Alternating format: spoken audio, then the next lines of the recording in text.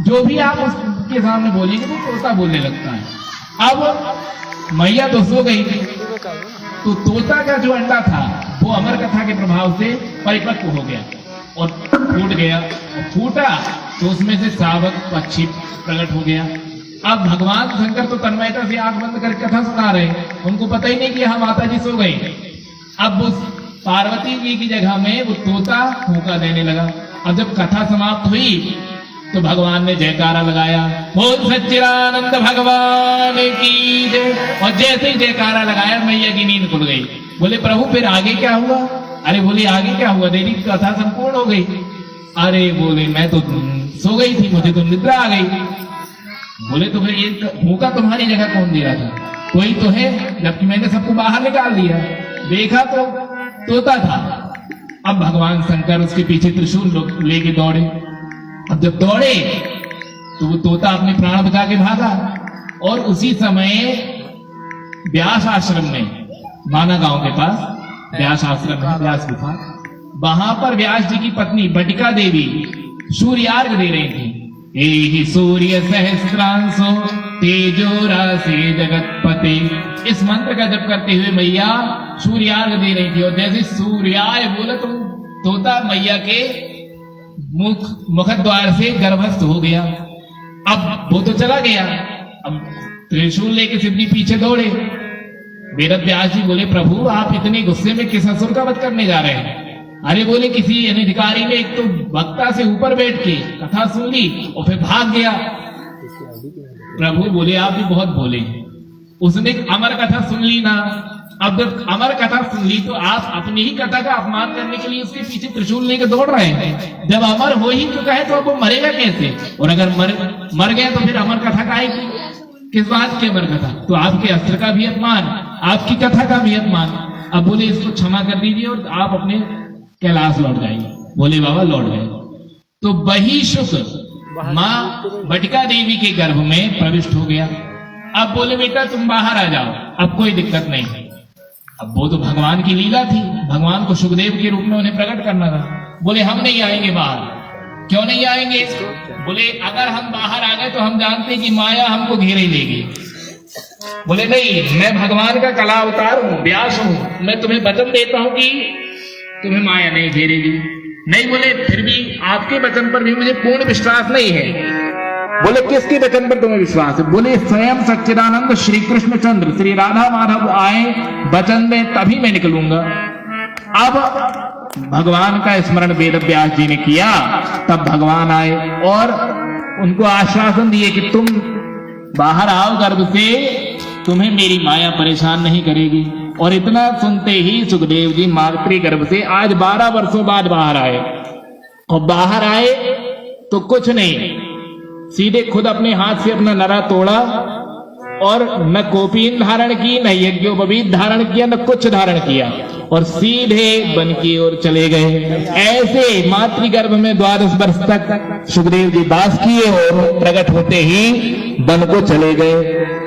अब इनके पिता और माँ दोनों परेशान होने लगे। एक तो बेटा पैदा हुआ, 12 वर्ष तक तो पेट ही में रहा, और पैदा हुआ और सीधा चला गया।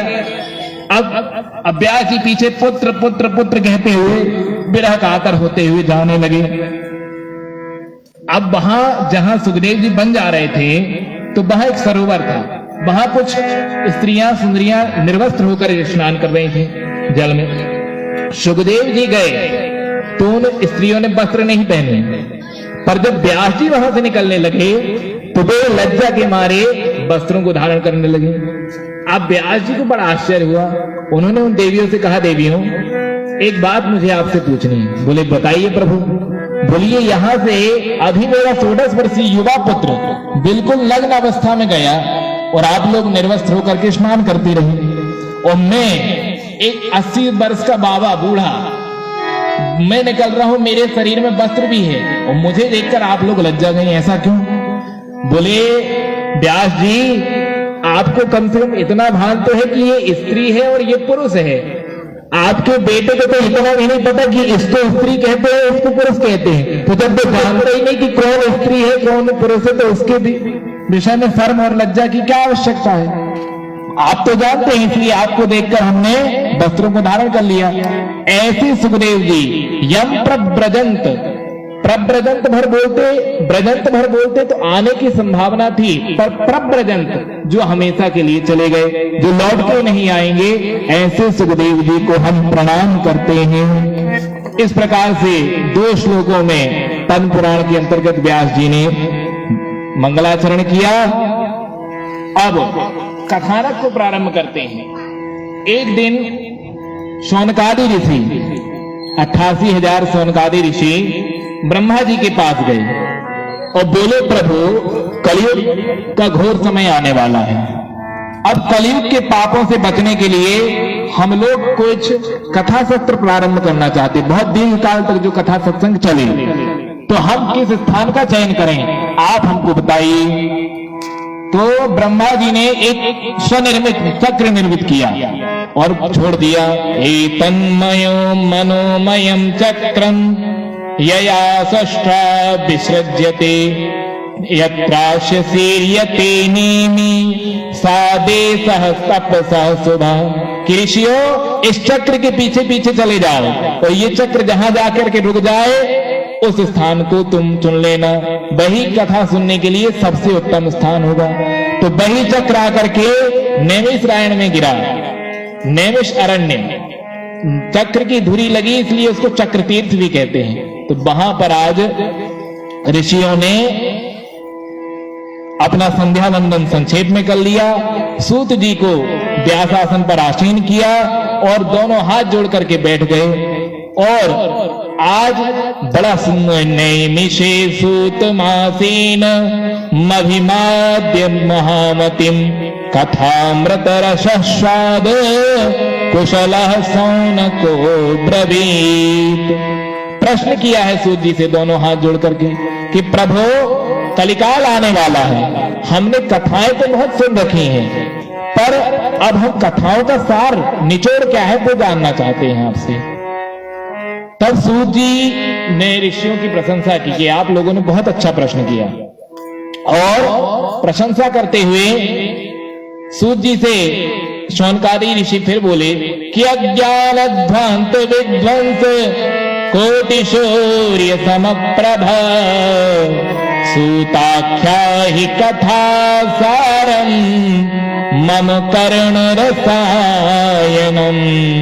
सूताख्या ही कथा सारम मम कर्ण रसायनम। हे प्रभु, आप हमको ऐसी कथा सुनाइए जो हमारे कानों के लिए अमृत तुल्य हो, रसायन का काम करे। रसायन माने विशेष औषधि। तो सूत जी को बड़ा आनंद हुआ और कहा कि मुनयः साधु पृष्ठोयम। आप लोगों ने बहुत अच्छा प्रश्न किया, आप साधुवाद के पात्र हैं। बोले सूत जी बोले, शौनकादि ऋषियों, अब मैं आपको ऐसी कथा सुनाऊंगा जिससे आप सभी काल के भय से मुक्त हो जाएंगे।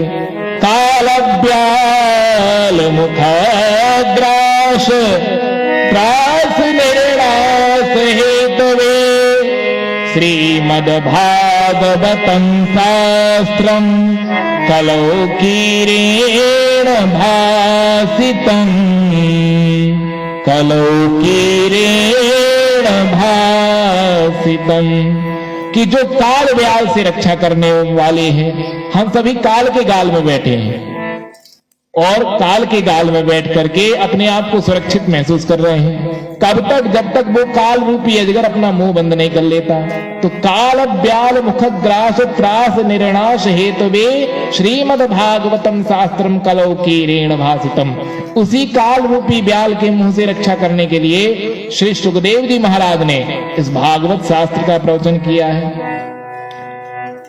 सूत जी कहते हैं कि हमने कथाएं बहुत सुन रखी हैं, पर कथाओं के सार के रूप में श्रीमद् भागवत ही एक ऐसा दिव्य अमृत है जिससे काल व्याल से, काल भय से मुक्ति प्राप्त हो सकती है। इसलिए भागवत जी में आप 7 दिवस पर्यंत सुनेंगे। रामचरितमानस हमें जीना सिखाती है, पर श्रीमद् भागवत महापुराण हमें मरना सिखाती है। और आप 7 दिवस पर्यंत श्रवण करेंगे कि इस ग्रंथ में हर जगह जितने भी कथानक या प्रसंग आए, जिन जिन के भी प्रसंग आए, उनके प्रथम स्थिति का वर्णन चाहे ना लिखा हो, पर अंतिम गति अवश्य लिखी है, क्योंकि भागवत मरना ही सिखाती है। जीना सीखना है तो रामचंद्र जी के चरित्र से सीखिए कि कैसे रामचंद्र जी ने अपना जीवन दिया। प्रात काल उठ के रघुनाथ, प्रात काल उठ के रघुनाथ, मात पिता गुरु ना वही माता, गुरु ना वही माता, अनुज सखा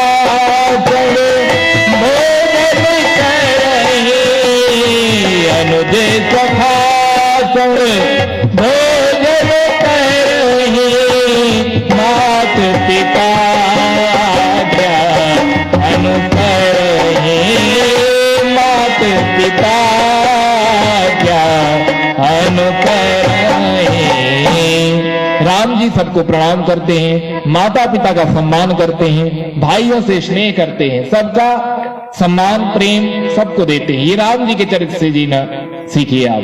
और भागवत जी मरना सिखाती कि मरते कैसे हैं, और अंतिम गति सुधर गई तो सब कुछ सुधर गया। इसलिए कहते हैं ना, जीवन 2 दिन का। हमारी आयु तो 100 वर्ष की होती, पर जीवन 2 दिन का क्यों?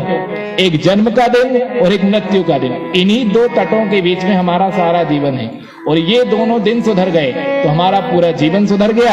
और अगर ये दोनों दिन बिगड़ गए तो तुम कितने भी महान क्यों ना हो, आप कितने भी श्रेष्ठ क्यों ना हो, कितने धनवान क्यों ना हो, विद्वान क्यों ना हो, सब आपका हाथ से चला गया।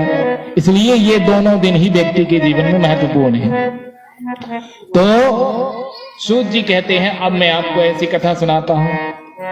बोले, एक जब राजा परीक्षित को 7 दिन में मरने का श्राप लगा तो सुखदेव जी ने उन्हें श्रीमद् भागवत सुनाई।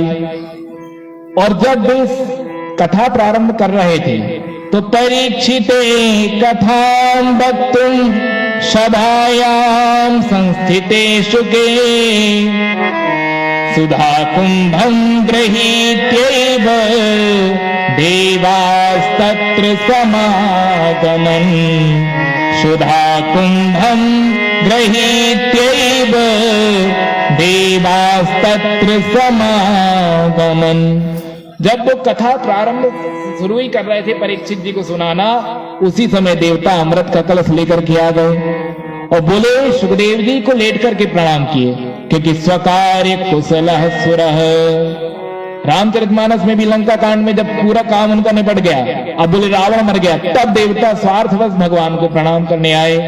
आए देव सदा स्वार्थी, आए देव सदा स्वार्थी, बचन कहि जनु परमारथी, बचन कहि जनु परमारथी। तो देवता जो है स्वार्थ बसाते हैं, जब उनका काम बन जाता है तब, यह बनाना होता है तब। तो देवता अमृत का कलश लेकर के आए और सुखदेव जी को लेट करके प्रणाम किए। सुखदेव जी बोले, भैया कैसे आना हुआ? बोले, हम अमृत का कलश लेकर के आए हैं और ये आप परीक्षित जी को पिला दीजिए। बोले, क्यों? अब सुखदेव जी बड़े चक्कर में फंस गए कि जिस अमृत के लिए इनने इतना लड़ाई झगड़ा किया, भगवान को 4 अवतार लेने पड़े। 3 अवतार सब जानते हैं, पर अमृत मंथन में भगवान को 4 अवतार लेने पड़े। अमृत मंथन की कथा में आप सुनेंगे। 3 तो आप जानते हैं, और एक अजित भगवान के रूप में भगवान अवतार लिए थे और मंदराचल पर्वत को अपने हाथ में उठा करके लाए थे। मोहिनी अवतार, धनवंतरी अवतार, इस प्रकार से 4 अवतार उन्होंने लिए। वो अमृत मंथन की कथा में आप सुनेंगे। तो जिस अमृत को पाने के लिए 4 अवतार भगवान ने लिए, इनने दैत्यों से इतना लड़ाई झगड़ा किया, आज भी इतने दयालु हो गए कि खुद ही लेके आ गए अमृत। ऐसा कैसे हो सकता है? तो परीक्षित जी से सुखदेव जी ने देवताओं से कहा, अगर आपको इतनी दया आ रही है तो आप स्वयं जाके इनको निवेदित कर दो, इनसे पूछ लो, अगर ये पीना चाहें तो पिला दो। बोले, नहीं प्रभु, फ्री में नहीं पिलाने आए हैं, हमारा भी स्वार्थ है इसमें। बोले, क्या है?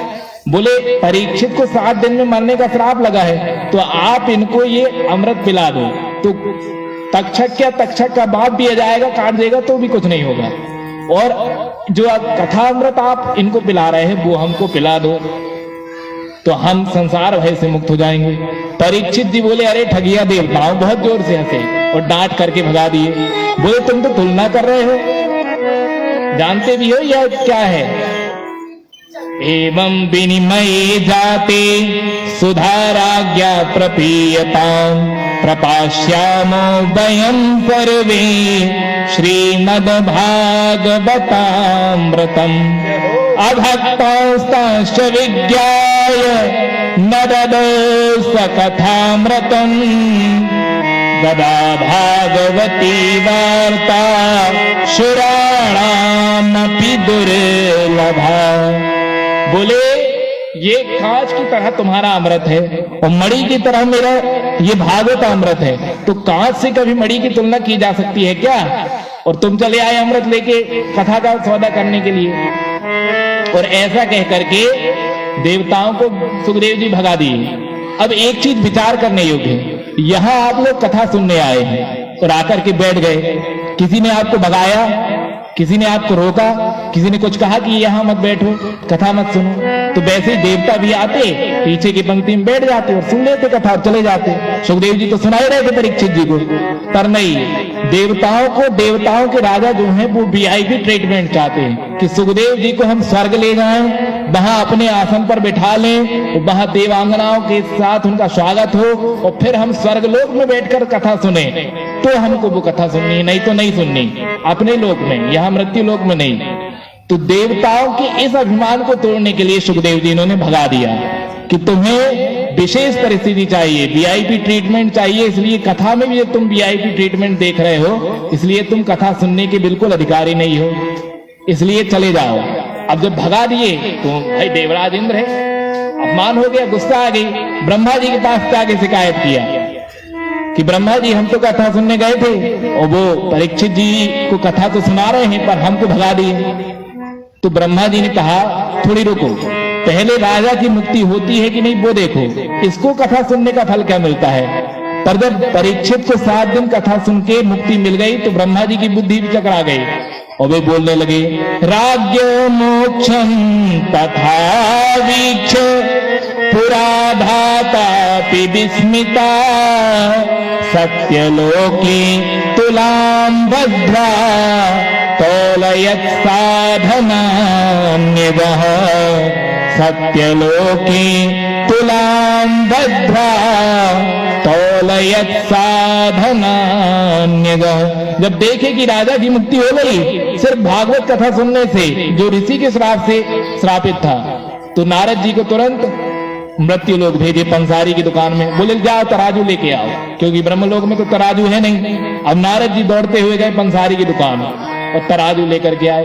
ब्रह्मा जी ब्रह्मलोक में तराजू बांधे और सारे साधन सुख और जितने भी धर्म ग्रंथ से सबको रखे ऊपर एक तौल में, और एक तौल में भागवत जी को रख दिए। और जब उठाए तो भागवत का पल्ला अपने आप नीचे चला गया और सभी ग्रंथ ऊपर हो गए। लघुन्यान्यानि जातानि गौरवेण इदं महत्। और सभी ऋषियों ने घोषणा कर दी कि सब साधनों पर भय जब भागवत भई महान। ऋषियों ने यह कह दिया मुक्ति ग्रंथ है दान। ऋषियों ने यह कह दिया मुक्ति ग्रंथ है ज्ञान। ये भागवत ही सर्वश्रेष्ठ है, क्योंकि सारे साधन और सुख तो ऊपर चले गए। तो देवता हम मृत्युलोक वासियों से ईर्ष्या करते हैं और हमें धिक्कारते हैं कि जो कथा मुझे अमृत के बल पर नहीं मिली, सौदा करने पर वो तुमको फ्री में मिल रही है, मुफ्त में मिल रही, फिर भी तुम नहीं सुन रहे, तो तुमसे बड़ा अज्ञानी और अभागी पुरुष कौन होगा इस संसार में। इस प्रकार से परीक्षित और देवताओं का संवाद आचार्य वर्णन किए। अब सूत जी से सोनकादि ऋषियों ने पूछा कि जो 7 दिन का क्रम है ये क्या परीक्षित जी को सुनाने से ही चला या कहीं और से भी चला। बोले 7 दिन का कर्म, परीक्षित जी को 7 दिन का श्राप लगा तब तो चले, पर सनत कुमार जी ने नारद जी को इसकी कथा सुनाई थी 7 दिवस पर्यंत, इसलिए ये क्रम चला। तो वो इतिहास भी बताया कि एक बार सनत कुमार जी नारद जी कहीं से चले आ रहे थे और बहुत दुखी थे, तो नारद जी को सनत कुमार जी रास्ते में मिल गए। सनत कुमार जी ने बोला, कथम ब्रह्मण दीन मुखा कुतश्चिंता तुरो भवान त्वरितम गम्यते कुत्र कुतश्चागमनम तब, कि कहां से आप इतने दुखी होकर चले आ रहे हैं और कहां को जा रहे हैं और इतनी जल्दी में कहां हैं? भाई आप तो ऋषि हैं, आपके पास तो दुखी होने का कोई कारण ही नहीं है, पर लग तो ऐसा रहा है जैसे आपको अभी 1 करोड़ रुपए मिल गए थे और अभी कोई छीन के ले गया। जब आप तो मुक्त संग महात्मा हैं तो आपको किस बात की चिंता है? आपको तो चिंता करनी ही नहीं चाहिए, क्योंकि चिंतायाश्च चितायाश्च बिंदु मात्र नवशिष्यते चिता दहति निर्जीवम चिंता दहति जीवनम चिता दहति निर्जीवम चिंता दहति जीवनम।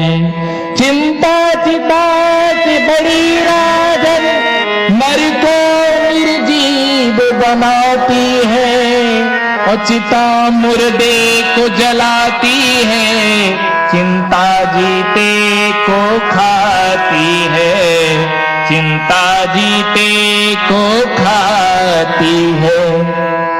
बोले आप चिंता क्यों कर रहे हैं? चिंता शब्द में बहुत माइनर एक सूक्ष्म अंतर है, चिता और चिंता। चिंता की बिंदी हटा दो तो चिता बन जाएगी और चिता में एक बिंदी लगा दो तो चिंता बन जाएगी। तो चिता में तो मरने के बाद सबको जलाया जाता है, पर आदमी चिंता में जीते जी मरता है। तो सनत कुमार जी बोले, नारद जी नोचितम बद कारणम, आप चिंता बिल्कुल मत कीजिए और अपना चिंतित होने का कारण बताइए।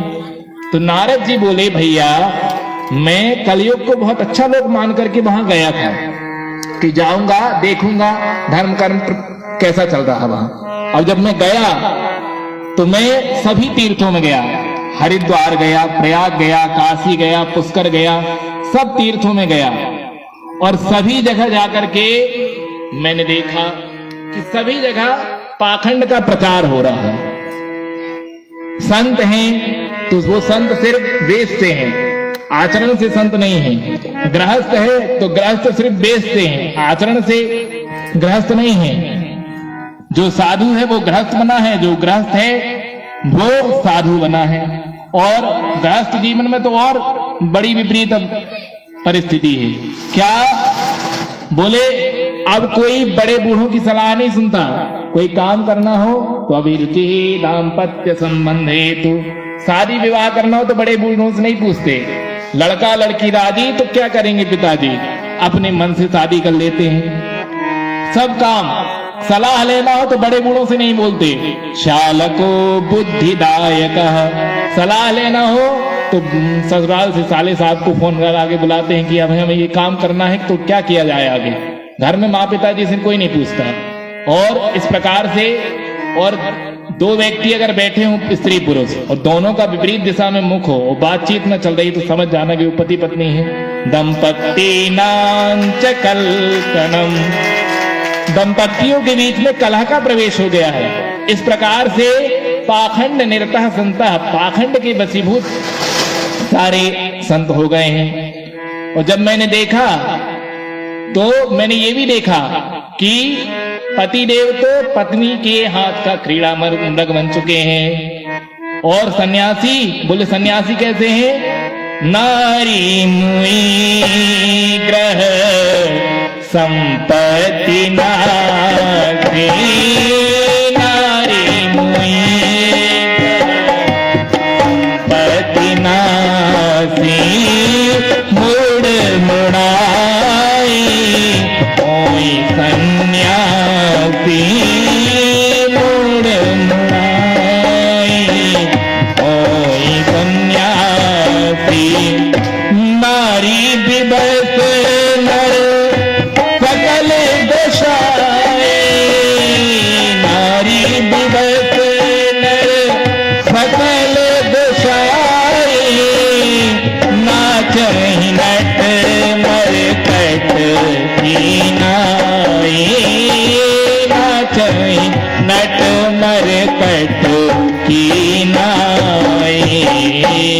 इस प्रकार से गृहस्थियों का और संतों का स्वरूप मैंने देखा।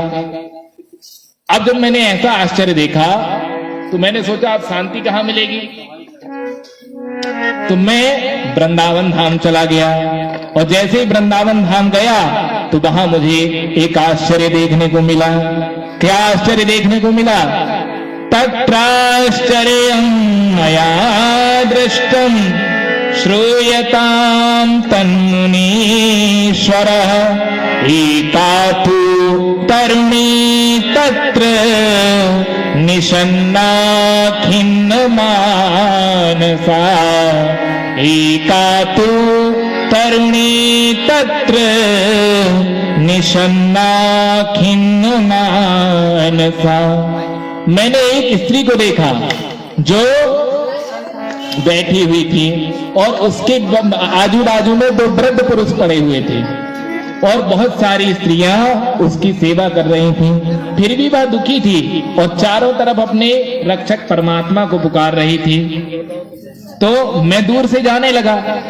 मैंने सोचा कि इस स्त्री को सांत्वना देनी चाहिए, पर जब मैंने ऐसा सोचा तो मैंने सोचा भाई मैं हूं संत और संत को स्त्रियों के बीच में कभी नहीं जाना चाहिए, क्योंकि स्त्रियों का कोई भरोसा नहीं, कब हंसने लगे कब रोने लगे कोई भरोसा नहीं। इसलिए मैं संत होते हुए स्त्री के पास नहीं जाऊंगा। पर जब मैं दूर से निकलने लगा तो उस स्त्री ने मुझे आवाज लगाई, भो भो साधो क्षणं तिष्ठ मच्चिन्तामपि नाशय दर्शनं तव लोकस्य सर्वथाघहरं परम सर्वथाघहरं परम। हमारे पूज्य गुरुदेव श्री चित्रकूट तुलसी पीठाधीश्वर जी ने इस श्लोक के भाव को एक बहुत सुंदर भजन में पिरोया है। आइए 2 मिनट हम उसे गुनगुना लें, तत्पश्चात आगे की इस कथा का श्रवण करेंगे। अरे भक्ति देवी नारद जी से क्या कह रही हैं? अरे पाय परों में तेरे ओ जोगी आगे मत जा मत जा। पाय परों में जोगी तेरे आगे मत जा पाय परों में तेरे जोगी आगे मत जा मत जा। पाय परों में तेरे जोगी आगे मत जा मत जा। मन की भीषण अग्नि की ज्वाला मन की भीषण अग्नि की ज्वाला मन की भीषण अग्नि की ज्वाला मन की भीतर अग्नि की ज्वाला दरस सुधा से बुझा दे जोगी आगे मत जा मत जा। दरस सुधा से बुझा जाओगी आगे मत जा मत जा। पाय परों में तेरे जोगी आगे मत जा मत जा। पाए परों में तेरे जोगी आगे मत जा मत जा। भगवान के भजन में ताली बजाता है उसके हाथ की अशुभ रेखाएं भी शुभ के रूप में परिवर्तित होती है। इसलिए राधे ताली की सेवा करते हुए भजन को गाएं। जन्म जन्म की पीर हमारी जन्म जन्म की पीर हमारी जन्म जन्म की पीर हमारी जन्म जन्म की पीर हमारी निज बचनों से जाओ जोगी आगे मत जा मत जा। मनों पे खा जाओ जोगी आगे मत जा मत जा।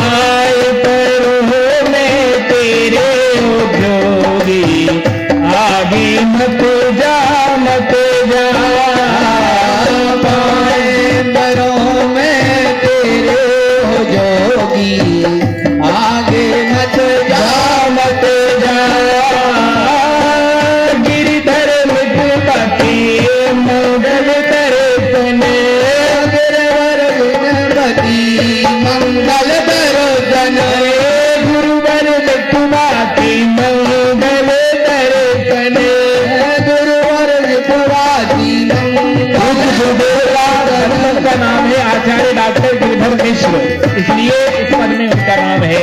हाँ गिरधर मुकुटा की मंगल दर्शन, गिरधर विंध्यवासी मंगल दर्शन, गुरुधर मुकुटा की मंगल दर्शन, गिरधर विंध्यवासी मंगल दर्शन, करुणा पूर्वक करा जाओ जोगी, मत जा मत जा, करुणा पूर्वक करा जाओ जोगी, आगे मत जा मत जा, पाए पैरों में तेरे ओ जोगी, आगे मत जा मत जा, पाए पैरों में तेरे हो जोगी, आगे मत जा मत जा, आगे मत जा मत जा,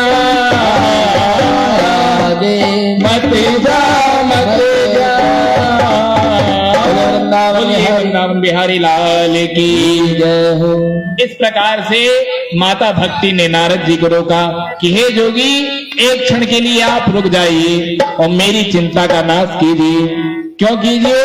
क्योंकि आप साधु हैं और साधु का कार्य यही होता है, उसका कर्तव्य ही होता है। साधनोति पर कार्यम इति साधु।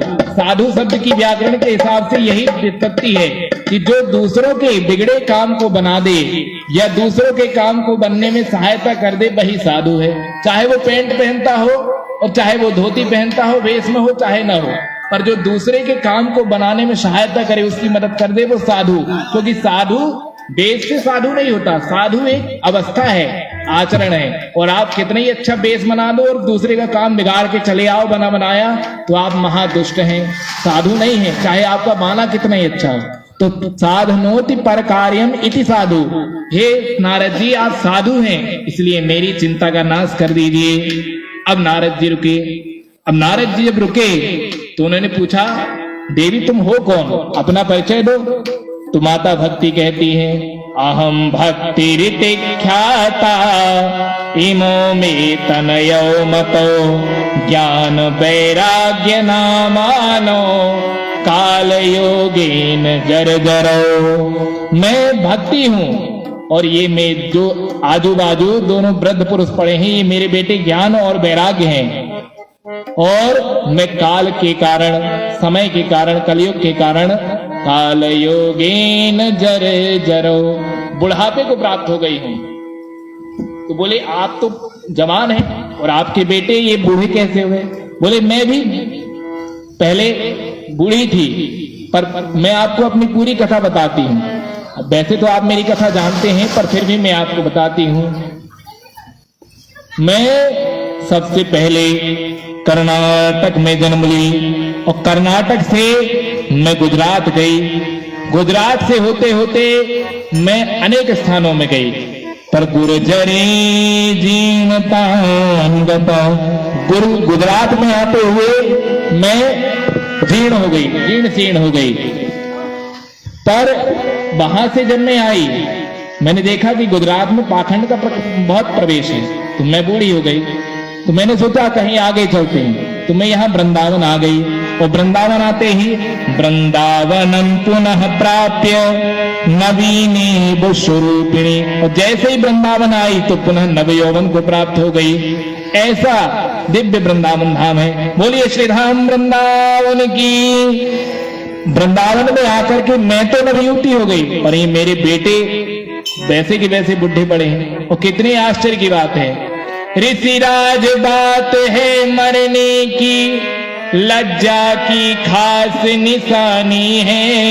उस ओर पुत्र का वृद्धापन, माता की धर जवानी है। उस ओर पुत्र का वृद्धापन, माता की धर जवानी है। होना तो ये चाहिए था कि माँ बूढ़ी होती हो, बेटे जवान होते, क्योंकि जैसे जैसे माँ की अवस्था बढ़ती है, बच्चे छोटे, जब माँ की अवस्था छोटी होती तो बच्चे छोटे होते हैं, और जैसे जैसे बच्चे बड़े होते तो माँ बूढ़ी होती जाती है। पर यहाँ तो उल्टा है, माँ जवान है और बेटे बूढ़े हैं। ऐसा क्यों हुआ? बोले देवी यहाँ पर आपके ग्राहक तो बहुत हैं, पर आपके बेटों के ग्राहक नहीं हैं। क्योंकि आप एक बात यहाँ पर तत्व दर्शन करें, कथा कहानी तो आपने भागवत जी का महात्म कई बार सुना होगा। हम लोगों के जीवन में भी भक्ति बहुत है, पर ज्ञान और वैराग्य से शून्य भक्ति है।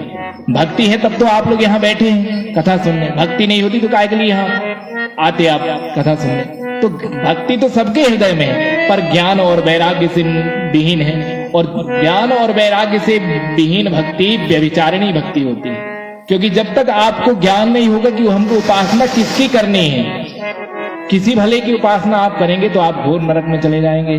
और यही होता भी है, व्यवहार में भी हम देखते हैं कि अगर पूजा पाठ से काम नहीं बन रहा, बच्चे नहीं हो रहे, शादी नहीं हो रही, तो बाबा जी की मजार में पहुंच गए चादर चढ़ाने। अरे जब तुम्हें अपने इष्ट पर विश्वास नहीं है तो आप कहीं पर भी चले जाओ, आपका काम और कल्याण कभी नहीं होने वाला।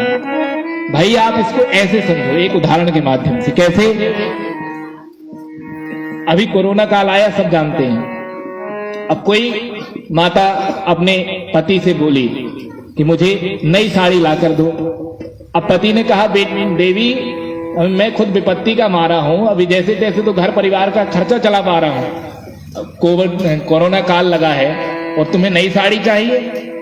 जब ये समय निकल जाएगा तब मैं आपको नई साड़ी ला करके दे दूंगा। और उसी समय पड़ोसन नई साड़ी ले आए। अब वह जो दूसरे की पत्नी थी, वह अपने पड़ोसी से जाकर के याचना करे कि भैया जी आप मुझे नई साड़ी ला करके दे दो। और कदाचित वो ला करके दे भी दे, तो क्या आपने अपने पति का मान सम्मान उसके सामने झुका नहीं दिया, गिरा नहीं दिया? मिल भी गई तो आपको क्या मिला? आपके पति की बेइज्जती। तो वैसे ही हमको भी समझना चाहिए, हम सनातन धर्मी हैं। हमारा जो भी काम बनेगा वो हमारे ही देवताओं से बनना चाहिए। अपने इष्ट पर जब हमें पूर्ण विश्वास होगा तब हमारे सारे काम बनेंगे। और अगर आपको मजार पे चादर चढ़ा के पुत्र मिल भी गया तो क्या आपने अपने धर्म की बेइज्जती नहीं करवा दी? आपको किसी दूसरे के धर्म में जाकर कुछ मांगना पड़े तो क्या आपके भगवान में इतना भी सामर्थ्य नहीं है कि आपको कुछ दे सके? फिर इसलिए गोस्वामी जी कहते हैं बने तो रघुवर ते बने और के बिगड़े भरपूर, और काहू से जो बने बाब निवे में धूर। मेरा जो भी काम बनेगा वो सीता राम जी से ही बनेगा, और कोई अगर मुझे आकर त्रिलोक की संपत्ति भी दे दे तो मुझे नहीं चाहिए। ऐसी दृढ़ निष्ठा, ऐसा दृढ़ विश्वास हमें इष्ट के प्रति होना चाहिए। और जीवन में 3-4 चीजें केवल एक होनी चाहिए, इष्ट, मंत्र, माला और आसन। बार बार गुरुजी नहीं बदलने चाहिए। एक बार जिसके प्रति आप एक निष्ठ हो गए, एक हो गए। बार बार मंत्र नहीं बदलना चाहिए, बार बार इष्ट नहीं बदलना चाहिए, और माला और आसन भी बार बार ज्यादा ही अव्यवस्थित हो जाए तो बदल लो, पर बार बार नहीं बदलना चाहिए। तो ये इन 4-5 चीजों के प्रति सनातन धर्म में एक निष्ठ होना चाहिए। ऐसा हमारा दिव्य सनातन धर्म है। बोले सनातन धर्म की। तो ऐसे हमें रहना चाहिए। तो ये है ज्ञान और वैराग्य। और जब तक ज्ञान और वैराग्य आपके जीवन में नहीं आएंगे तो भक्ति आपकी रोएगी, क्योंकि भक्ति के ज्ञान और वैराग्य पुत्र हैं। और किसी माँ को उसके नवजात बच्चों से आप अलग कर देंगे तो माँ का क्या होगा? वो तो दुखी होगी ना। और जब आपके जीवन में भक्ति रोएगी तो आपको उसका पूर्ण फल नहीं मिलेगा। और ज्ञान और वैराग्य आपके जीवन में आ जाएंगे तो आपकी भक्ति प्रसन्न हो जाएगी और आपको उसका पूर्ण फल मिलेगा। तो इसलिए तुम्हारे इन ज्ञान और वैराग्य का बुढ़ापा अभी दूर नहीं हुआ। पर धन्यम वृंदावनं तेन भक्तिर नृत्यति यत्र च। ये धन्य है वृंदावन धाम, जहां पर आकर तुम नृत्य करने लगे, जवान हो गए। अब भक्ति महारानी ने पूछा, प्रभु ऐसा अगर इतना भयंकर कलयुग है तो परीक्षित ने इसे जिंदा क्यों छोड़ा? मार ही देते जब आया था। बोले देवी इसके भी 2 कारण हैं। पहला तो परीक्षित का शरणागत था कलयुग, और किसी का भी जब कोई शरणागत हो जाता तो उसका वध करना उचित नहीं होता, खासकर क्षत्रिय, ब्राह्मण या कोई भी हो। शरणागतं च विप्रं च रोगिणां वृद्धमेव च याएतान् च रक्षन्ति ते वै ब्रह्मणो नरः या एतान् च रक्षन्ति ते वै ब्रह्मणो नरः शरणागत कहूँगी तजहि निज निहित अनुमानी ते नर पामर पापमय तिनहि बिलोकत हानि तिनहि बिलोकत हानि।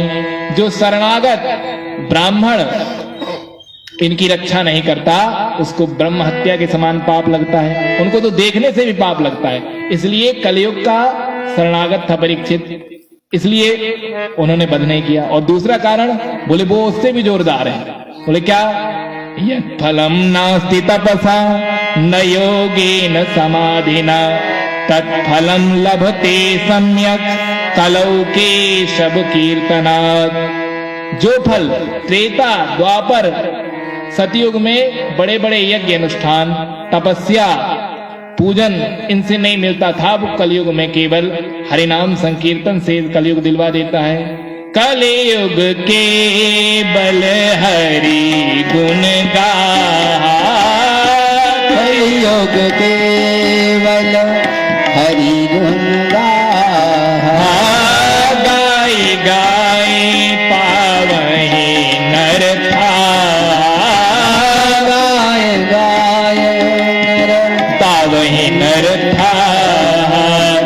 कलयुग केवल नाम धारा कलयुग केवल नाम धारा सुमर सुमर नर उतर रही पारा सुमर सुमर नर उतरहि पारा सुमर सुमर नर उतरहि पारा सुमर सुमर नर उतरहि पारा। इस प्रकार से माता भक्ति को नारद जी समझाए, इसलिए कलयुग का परीक्षित ने वध नहीं किया। और फिर ये तो इस युग का धर्म ही है, अयम तु युग धर्मो ही वर्तते कस्य दूषणम अतस्तु पुंडरीकाक्षः सहते निकटे स्थितः। कलि प्रभाव विरोध चहु ओरा, ये इस युग का धर्म ही है, इसलिए भगवान समीप रहते भी सब कुछ सह रहे हैं।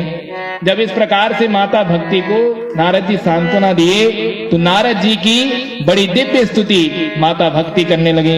जयति जगति मायाम जयति जगति मायाम यश काया धवस्ते वचन रचन में कम केवलम चाकलय्य ध्रुव पदम पिया तो य कृपा तो ध्रुवोयम ध्रुव पदम पिया तो य कृपा तो ध्रुवोयम सकल कुशल पात्रम ब्रह्मपुत्रम नतास्मि सकल कुशल पात्रम ब्रह्मपुत्रम नतास्मि। जयति जगति मायाम जयति जगति मायाम जयति जगति मायाम जयति जगति मायाम।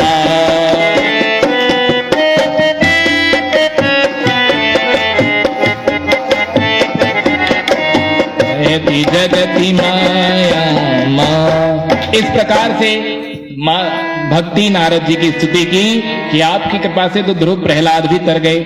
माता भक्ति को नारद जी ने वचन दिया कि मैं तुम्हें कलयुग में स्थापित कर दूंगा, और वहां से चल पड़े उपाय जानने के लिए। अब जहां जिससे भी पूछते कोई उपाय नहीं बताता, क्योंकि जिसका उपाय नारद जी को नहीं पता उसका उपाय किसको पता होगा? ब्रह्मश्रेष्ठ नारद जी। अब भक्ति महारानी बोली मेरे पुत्रों को आप स्वस्थ कर दीजिए, नहीं तो इदम स्थानम परित्यज्य विदेशम गम्यते मया, इस स्थान को छोड़कर मैं विदेश भाग जाऊंगी। अब महापुरुषों का वचन किसी भी काल में हो सत्य होता है। उस समय तो माता भक्ति को नारद जी रोक लिए, पर इस समय प्रभुपाद गोस्वामी विदेश में जाकर के देखो कितने अंग्रेजों को बढ़िया राधे राधे राधे राधे गवा रहे हैं, तो भक्ति विदेश तो चली ही गई। इस प्रकार से नारद जी भक्ति माता को समझाए और आगे जाकर के जब उपाय पूछे तो उन्हें उपाय का पता चला। उन्हें सनत कुमार जी मिले और सनत कुमार जी ने बताया कि आप इन्हें भागवत जी का श्रवण कराइए। अब भागवत जी का श्रवण कराइए। तो नारद जी ने संकल्प कर लिया, ज्ञान यज्ञम करिष्यामि सुख शास्त्र कथोज्वलम, कि मैं भागवत जी का आयोजन भक्ति वैराग्य ज्ञान के निमित्त अवश्य करूंगा। और ऐसा संकल्प करके उन्होंने कहा कि इसके लिए स्थान क्या होगा। तो सनत कुमार जी बोले, शृणु नारद बक्ष्यामो विनम्राय विवेकिने, गंगा द्वार समीपे तो तटमानंद नामकम, गंगा द्वार समीपे तो तटमानंद नामकम, कि हरिद्वार के पास एक आनंद नाम का बहुत पवित्र तट है, नवकोमल वालुका भी बिछी है, वहां पर आप भक्ति ज्ञान वैराग्य के निमित्त भागवत जी का आयोजन कीजिए। अब जब सुना कि सनत कुमार जी वक्ता हैं और नारद जी श्रोता हैं और भक्ति ज्ञान वैराग्य भी वहां आ रहे, तो सारे ऋषि मुनि जितने कथा लंपट्टे सब दौड़ दौड़ के आ गए और नारद जी ने सबको यथा योग्य आसन दिया। भक्ति ज्ञान वैराग्य के निमित्त भी 3 आसन बिछाए गए। सारे नदियां पर्वत पहाड़ वन सब आए कथा सुनने। नारद जी ने सबके निमित्त उचित व्यवस्था की और तदग्रे नारद स्वयं, और नारद जी सबसे आगे मुख्य श्रोता के रूप में हाथ जोड़ करके बैठ गए। सनत कुमार जी को व्यासपीठ पर व्यासासन पर विराजमान किया गया और श्री सनत कुमार जी ने कथा गाना प्रारंभ किया। सदा सेव्या श्रीमद् भागवती कथा, यस्य श्रवण मात्रेण पापहानि प्रजायते, कि इस भागवत कथा का सदा श्रवण करो, क्योंकि इसके श्रवण करने से हरि हृदय में आकर विराजमान हो जाते हैं और पाप हमेशा के लिए दूर हो जाते हैं। अब नारद जी को बड़ा आश्चर्य हुआ कि जब मैंने ज्ञान वैराग्य को गीता पाठेर विबोधितम मुहुर मुहुर बार बार गीता का पाठ सुना दिया, वेद वेदांत सुना दिया, तो भागवत की कथा सुनने से उनको क्या फायदा होगा, क्योंकि भागवत में तो ज्ञान, ये उपनिषद गीता इनका निचोड़ ही तो भागवत है। तो सनत कुमार जी समझाते हैं कि जो आप बहुत भोले हैं नारद जी, जो सार में बात होती है, जो किसी के निचोड़ में बात होती, वो मूल में बात नहीं होती। 3 उदाहरण भी दिए कि शक्कर गन्ने से बनती है, पर कोई चाहे कि गन्ने से चाय बन जाए तो नहीं बनेगी। घी से दीपक जलता है, घी से पुड़ियां बनती हैं, पर घी का मूल दूध है, पर दूध से पुड़ी नहीं बन सकती, दूध से दिया नहीं जल सकता। इस प्रकार से अनेक उदाहरण दिए। और फिर आपको तो इस विषय पर संदेह करना ही नहीं चाहिए। आपने ही तो 4 श्लोकों में व्यास जी को भागवत जी का मूल तत्व उपदेश दिया और उन्होंने 18,000 श्लोक बना दिए। इस प्रकार से बहुत भागवत जी की महिमा सुनाई। और फिर कहा, हेम सिंह युतम चेतत वैष्णवाय ददाति च, कृष्णेन सहसायुज्यम सा पुमान् लभते ध्रुवम, कृष्णेन सहसायुज्यम सा पुमान् लभते ध्रुवम। सिर्फ भागवत की कथा सुनने भर का महत्व नहीं है। अगर आप सोने के सिंहासन में एक सोने का सिंहासन मड़वाएं और उसमें भागवत जी की पोथी को विराजमान करके व्यास आसन वक्ता को दान में दे दें, तो आपका परलोक और इहलोक दोनों सुधर जाएगा। सिर्फ पोथी देने से, कथा भी न सुने से पोथी सोने के सिंहासन में रख कर व्यास को दान दे दें, इससे भी ये लिखा हुआ है। इस प्रकार से सारा महत्व बताया। अब नारद जी ने पूछा कि आपने कहा कि इसके श्रवण से बहुत बड़े बड़े पापी तर गए, तो क्या कोई ऐसा पापी तरा भागवत के श्रवण से? तब एक कथानक सुनाया।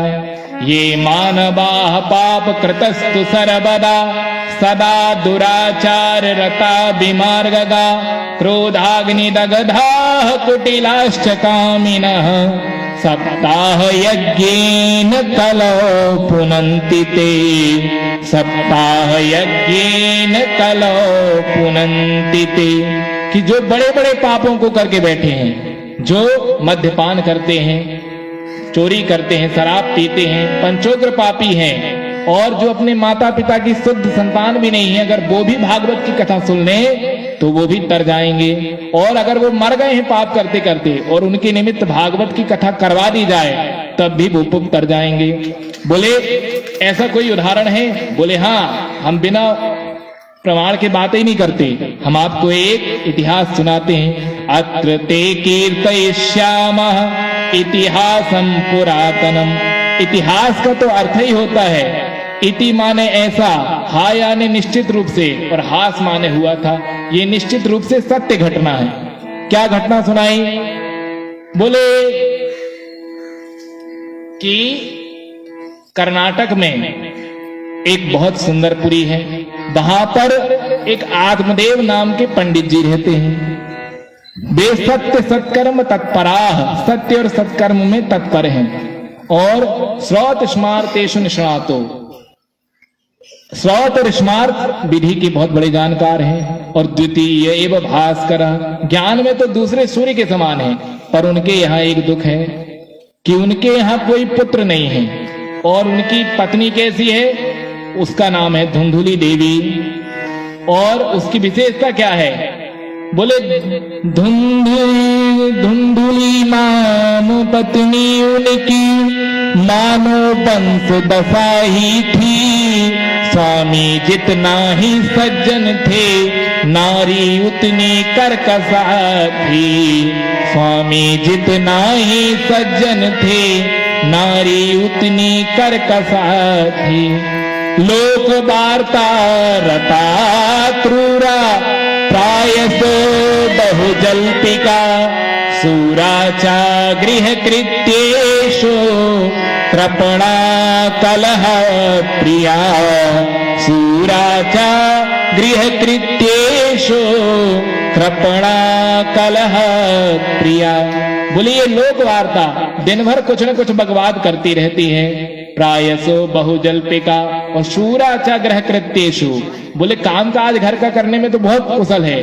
और मेन विशेषता क्या है? बोले कृपणा कलह प्रिया।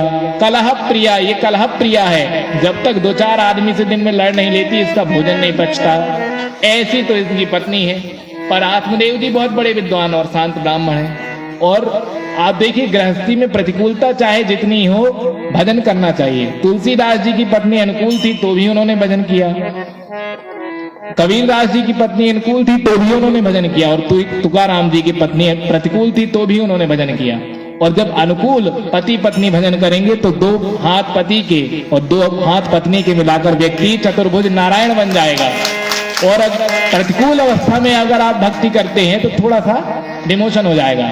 दो पैर पति के और दो पैर पत्नी के मिलाकर के व्यक्ति चार पैर वाला पशु बन जाएगा, पर फिर भी भक्ति का फल तो मिलेगा, इतना पक्का है। भक्ति कभी व्यर्थ नहीं होती, इसलिए भक्ति का फल मिलेगा। पर अनुकूलता में करोगे तो ज्यादा मिलेगा, और प्रतिकूलता में करोगे तो भक्ति में कलह का भी प्रवेश होगा, इसलिए थोड़ा सा परसेंट कट जाएगा।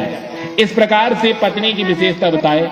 अब सब कुछ है, बहुत बड़े धनवान ब्राह्मण है पर पुत्र नहीं है, तो आधी संपत्ति पुत्र के लिए दान कर दिए। चांदी सोना धेनु धन था जो कुछ भी पास, दे डाला सब दान में, किंतु न पूजी आस, किंतु न पूजी आस। सब दान कर दिया महात्माओं को, चांदी सोना धेनु गाय धन सब, पर फिर भी न पुत्रो न पिबा पुत्री, न एक पुत्र हुआ न पुत्री हुई। अब तो एकदम दुखी होकर के वन चले गए और जाकर के रोने लगे। उसी समय कोई महात्मा जी वहां से निकले, उन्होंने सोचा कि कोई विद्वान ब्राह्मण रो रहा है, मतलब वन में आया है तो भगवान के लिए रो रहा होगा। अब उनको क्या पता काय के लिए रो रहा है, वो सोचे चलो इसको भगवान की प्राप्ति का मार्ग बताते हैं। अब यहाँ आए तो उसने बताई अपनी राम कहानी कि महाराज मेरे कोई बेटा बेटी नहीं है, और मुझे पुत्र प्राप्ति की बड़ी कामना है, मुझे आप पुत्र दे दीजिए। पुत्रम देहि बलादपि, आप तो बलपूर्वक मेरे को पुत्र ही दीजिए। अब महात्मा जी ने माथा ठोका कि कहाँ हम भक्ति भजन के चक्कर में इनके पास आए थे और हमको घर जंजाल में फंसा के रख रहे हैं कि हमको पुत्र दे दीजिए, मैं कहाँ से दे दूं पुत्र। तो उन्होंने बड़े प्रेम से समझाया कि वन में आए हो तो भगवान का भजन करो। अरे जानवरों के भी 1000 बच्चे होते हैं, तो क्या वो सुखी होते हैं? पुत्र पुत्री से सुख मिलता है, किसने तुमको कह दिया? सगर के भी 60,000 पुत्र थे, पर कितनी बड़ी आपदा भोगनी पड़ी, जाके ऋषि का अपमान करके आ गए, फिर हजारों पीढ़ी के लोग मर गए, तब गंगा जी आई, तब उद्धार हुआ। तो क्या सुख मिला उनको 60,000 बेटों से? बोले नहीं, इतना ज्ञान तो मुझे भी है, मेरे बारे में आप जानते नहीं है क्या? द्वितीय एव भास्कर, मैं ज्ञान में दूसरे सूर्य के बराबर हूं, पर फिर भी मुझे पुत्र चाहिए। तो अब दया करे तो संत कसाई और दया न करे तो आफत आई। अब वो सोचे कि आफत तो आई गई है, अब कैसे छुटकारा पाए। तो उन्होंने बड़े ध्यान से उनके मस्तक की रेखा पढ़ी और कहा, सप्त जन्मा बधि तब पुत्रो नैव च नैव च। हे विप्रदेव, मैंने तुम्हारी माथे की रेखा को बड़े ध्यान से पढ़ा है। इस जन्म में क्या, अगले 7 जन्मों में भी तुमको पुत्र नहीं मिलेगा। अब वो पत्थर में सिर पटका किया, यहाँ तो एक ही जन्म के लिए रो रहे थे, तुम 7 जन्म का बता के और 7 गुना कर दिए। अब जब बहुत रोया, बहुत बिलखा, तो महात्मा जी ने सोचा कि फंदा तो छुड़ाना पड़ेगा। तो तस्याग्रहम समालोक्य फलमेकम सदत्तवान इदं भक्षय पत्न्यात्वं ततः पुत्रो भविष्यति। झोली से एक फल निकाला और दिया और बोले, इसको आप अपनी पत्नी को जाकर के खिला दीजिए, तो भगवान चाहेंगे तो पुत्र होगा। अब देखिए, इतना बड़ा वेदों का विद्वान था आत्मदेव ब्राह्मण, पर व्याकरण नहीं जानता था। महात्मा जी ने कहा, इदम फलम पत्नी सह भक्ष्या, कि पत्नी को सामने बिठाल करके फल खिलाना, तब तुमको पुत्र होगा। पर वो जाके दे दिया। आवाज लगाया, देवी जी सुनती हो? वो आई दौड़ते हुए और चिल्लाते हुए बोली, इतनी जोर से क्यों चिल्ला रहे हो, दहाड़ रहे हो, क्या हुआ? बोले, ये फल लो, इसको खाओ, इससे तुमको पुत्र होगा। बोले, आए तो ऐसे थे जैसे 9 लखा हार लेके आए हो, कभी फल नहीं देखी क्या मैं? अरे बोले, ये ऐसा वैसा फल नहीं है, महात्मा जी का दिया हुआ फल है। अच्छा, बोले महात्मा जी का फल दिया है तो फिर मैं नहा के स्नान करके भोग लगा के खाऊंगी। अब गई तो महात्मा जी तो कर्मकांड करवाने कहीं चले गए, बोले देवी खा लेना। बोले हाँ खा लूंगी। अब गई और अंदर सोचने लगी कि फल खाऊंगी, मान लो गर्भ हो गया तो गर्भ की तो कितनी पीड़ा होती है, गर्भवास साम दुखम न भूतो न भविष्यति। और फिर कहीं सुखदेव जी जैसे 12 वर्ष तक लड़का मेरे पेट में रह गया, तब तुम्हें मर गई, न भाग पाऊंगी, न दौड़ पाऊंगी, न खा पाऊंगी, न चल पाऊंगी, कोई काम ही नहीं कर पाऊंगी। और आग लग गई घर में, या चोर चुरा के ले गए, या कोई आ गया तो मैं तो कुछ मर जाऊंगी और सब तो भाग जाएंगे। ऐसा कुतर्क करने लगी। एवं कुतर्क योगीन तत्फलम नैव भक्षितम पत्या पृष्ठम फलम भुक्तम भुक्तम चेति तयेरितम। इस प्रकार से बहुत कुतर्क किए और उस फल को नहीं खाई। अब एक दिन उसकी बहन आई। अब बहन से बोली वो कि ऐसी ऐसी बात है बहन, मेरे पति को पता नहीं कौन बाबा बैरागी फल दे के चले गए हैं और कह रहे हैं कि इसको खा लो तो बच्चा पैदा हो जाएगा। अब बहन तो लालचिन थी, जानती थी कि इसके बहुत माल संपत्ति है और मैं हूं निर्धन, तो अगर इसका संपत्ति मुझे मिल जाए तो मैं तो माला माल हो जाऊंगी। तो वो और भड़का रही, तुम भी पागल हो गई हो क्या, कभी फल खाने से बच्चा पैदा होते हैं? बोले फिर क्या करूं? बोले मैं गर्भवती हूं, तुम इस फल को गाय को खिला दो जो तुम्हारे यहाँ बंध्या 8 साल से पड़ी है, और जब मेरा बच्चा पैदा होगा तो मैं तुमको दे दूंगी, और तुम पेट में वैसे ही झूठ मूठ कपड़ा बांध के 6 महीने गुजार लेना, और जब मेरा बेटा होगा तो मेरे पति को तुम कुछ धन दे देना, और जब बेटा पैदा होगा तो मैं लाके तुमको दे दूंगी। तो मेरा भी काम बन गया और तुम्हारा भी काम बन गया। इस प्रकार से ठहर गई उन दोनों की राय, लुका छिपा कर गाय को वह फल दिया खिलाए, वह फल दिया खिलाए, और वो गाय को फल खिला दें। अब जब उसकी बहन के कालांतर में समय बीता, बच्चा पैदा हुआ, तो उसने ला करके अपने बहन को दे दिया, उसने कुछ धन दे दिया, वो लाकर के पंडित जी को बता दी कि मेरे बेटा हुआ है। अब कितने आश्चर्य की बात है कि पंडित जी जीवन भर नहीं जान पाए कि ये मेरा बेटा है कि किसी और का। अब तो पंडित जी बहुत प्रसन्न हुए और कालांतर में समय बीता तो उस गाय ने भी सुंदर बालक को जन्म दिया।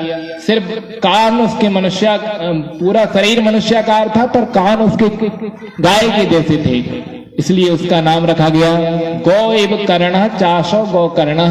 गाय के जैसे कान हैं तुम्हारे, इसलिए तुम्हारा नाम गौकर्ण होगा। और जब धुंधकारी का नाम रखने का समय आया तो बोले आपका नाम, ब्राह्मण बोले आपका नाम आत्मदेव है तो आपके पुत्र का नाम धर्मदेव या ज्ञानदेव रख देते हैं। धुंधली बोली बाजी वाह, 9 महीना पेट में रखूं मैं और नाम तुम्हारे नाम पे रखेंगे। सुनो जी, नाम तो मेरे ही नाम पे रखना होगा चाहे कुछ हो जाए। तो भागवत जी में लिखा है पुत्रस्य धुंधकारीति नाम मात्रा प्रतिष्ठितम, उसका नाम धुंधकारी हो गया। धुंधुली का क्या अर्थ होता है? धुंधम दो बुद्धि लाती स्वीकरोती, या सा धुंधुली, जो 2 प्रकार की बुद्धि वाली महिला है। ये काम करना भी है, ये नहीं भी करना है, यहाँ जाना भी है, यहाँ नहीं भी जाना है। कुल मिला के जो कंफ्यूजन में फंसी हुई है, ऐसी महिला धुंधुली है। और धुंधकारी कौन है? बोले धुंधन पापम करोती यस धुंधकारी, जो दिन रात पाप ही पाप करता रहता है वो धुंधकारी है। और धुंधकारी का जब भी जन्म होता है तो धुंधुली से ही होता है, अर्थात जब भी हमारे मन में कोई पाप कर्म उत्पन्न होगा तो कंफ्यूजन, ये जो संदेहात्मक 2 प्रकार की बुद्धि होगी कि ये करें ये न करें, ऐसे अधर बीच वाली जिसकी बुद्धि होगी वही व्यक्ति पाप में प्रवृत्त होगा। और जिसकी भक्ति भजन से एक तो बुद्धि होगी वो कभी पाप कर ही नहीं सकता। अब कालांतर में समय बीता, दोनों बालक बड़े हुए। अब जब दोनों बालक बड़े हुए तो गोकर्ण जी बड़े भक्त पैदा हुए, पर धुंधकारी महाखला, धुंधकारी महाखल हुआ। गोकर्ण सुबह से संध्या तक पूजन में समय बिताते थे, खल पापी दुष्ट धुंधकारी वैश्याओं के घर जाते थे। खल पापी दुष्ट धुंधकारी वैश्याओं के घर जाते थे। धुंधकारी गोकर्ण जी तो बहुत बड़े महात्मा हुए, सुबह से शाम तक पूजा पाठ करते रहते थे। गोकर्ण जी कौन थे? पंडित थे। सत असत विवेचनी बुद्धि इति पंडा शास्त्र संजाता पंडिता। सत्य असत्य में, उचित अनुचित में भेद करने वाली जिसकी बुद्धि है वही पंडा वाली बुद्धि है, और ऐसी बुद्धि जिसको प्राप्त है वही पंडित है। और धुंधकारी कौन है? बोले महाखल। खल शब्द का अर्थ होता है खल में 2 ही अक्षर हैं, खा और ला, जो खाए और लड़े वो है खल। और महाखल कौन है? जिसका खाए उसी से लड़े, वो है महाखल। तो ऐसा धुंधकारी महाखल था। सब हस्तेन भोजनम, मुर्दे का छुआ भी खा लेता था। स्नान सोच क्रियाहीन, स्नान तो वो 2 ही बार करता था साल में, एक दीपावली के 1 दिन पहले और एक होली के 1 दिन बाद। और बोले दीनानाम धानाम पीड़कः, दीनों को बहुत पीड़ित करता था। कोई बड़ा बूढ़ा कहता कि धुंधकारी बेटा रास्ता दिखा दो, तो ले जाता और कुएं में पटक देता। बच्चों को साथ खेलने ले जाता, उठाता कुएं में पटक देता। अस्त्र शस्त्रों को धारण करते किए रहता। वैश्याओं का इसने संग कर लिया, चोरी शराब पीना सारे को कर्म करने लगा। अब जब श्री आत्मदेव जी ने अपने पुत्र के ऐसे आचरण देखे तो फिर माथा पटके कि कुपुत्रो दुखदायक, कुपुत्र तो बड़ा दुखदायक होता है। और इसमें गलती आत्मदेव जी की ही थी, क्योंकि शास्त्र कहते हैं लालयेत 5 बरसाणी 10 बरसाणी ताड़येत प्राप्ते तु 16 वर्षे पुत्र मित्र बदाचरेत, पुत्रम मित्र बदाचरेत। जब तक बालक 5 साल का हो तो उसे खूब लाड़ प्यार करो, और जब 10 साल का हो, 5 से 10 साल के बीच में ताड़येत, ताड़येत का मतलब ये नहीं कि मारना, ताड़येत जी शिक्षयेत, उसे शिक्षा दो कि बेटा ऐसा नहीं करते, ऐसा करते, ऐसा करते, उसे सब संस्कार दो। और प्राप्ते तू 16 वर्षे, जब वो 16 वर्ष का हो जाए अर्थात वयस्क हो जाए, तो पुत्रम मित्र बदाचरे, तो उसके साथ मित्रवत व्यवहार कीजिए। और फिर वैसे भी जब बाप की चप्पल बेटे के पैर में आने लगे तो अपने कंधे की सारी जिम्मेदारी पिता को उसके सिर पर डाल करके भजन में लग जाना चाहिए। पर आत्मदेव जी को बहुत मुश्किल से बच्चा पैदा हुआ, सब भूल गए नियम कानून और बिगाड़ दिए, और फिर अंत में अब रोने लगे। अब जब उसने बहुत परेशान किया तो आत्मदेव जी घर छोड़ के वन को चले गए। फिर से बन जा रहे हैं, बनई से बेटा लेके आए थे और अब फिर बन जा रहे हैं परेशान होके।